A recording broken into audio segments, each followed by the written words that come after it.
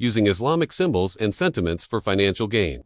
Political power and public control goes against the true teachings of religion. Islam is a complete code of life that emphasizes simplicity, equality, trustworthiness, and justice. However, in various Muslim societies, it has been observed that some individuals and institutions exploit Islamic rituals and emotions for profit.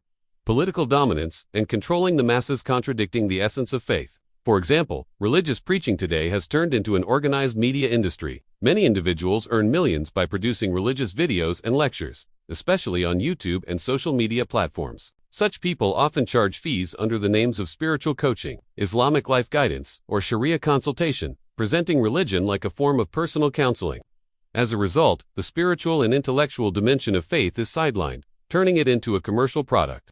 Even acts of worship and sacred duties have been commercialized. Hajj and Umrah, essential pillars of Islam, are marketed as expensive packages with luxury facilities. This contradicts Islam's teaching of equality, since Hajj is obligatory for every Muslim, regardless of financial status.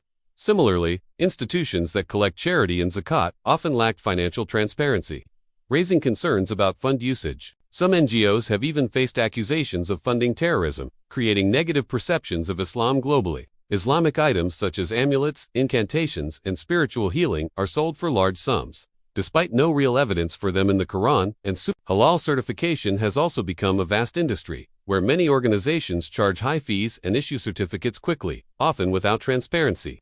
Clerics frequently collect informal fees for services like marriage, divorce, or spiritual counseling, and people often turn to them as solutions for personal problems.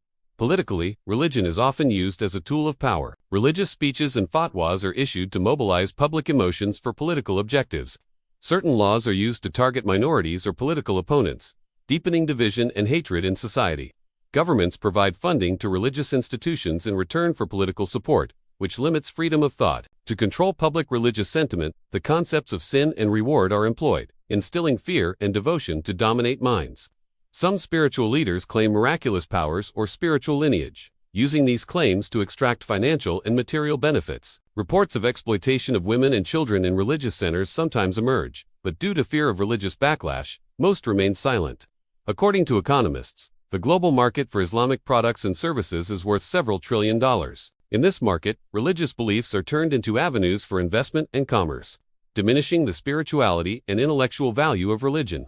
Psychological analysis suggests that under religious authority, people's reasoning and self-accountability are weakened, and their emotions and fears are exploited, a process called religious grooming. This makes the public irrationally submissive to clerics or institutions, causing social and psychological harm. Islam teaches humans reason, justice, and freedom, but when it is used for financial, political, or emotional exploitation, it distorts the spirit of the faith. It is essential to ensure transparency and accountability in religious institutions.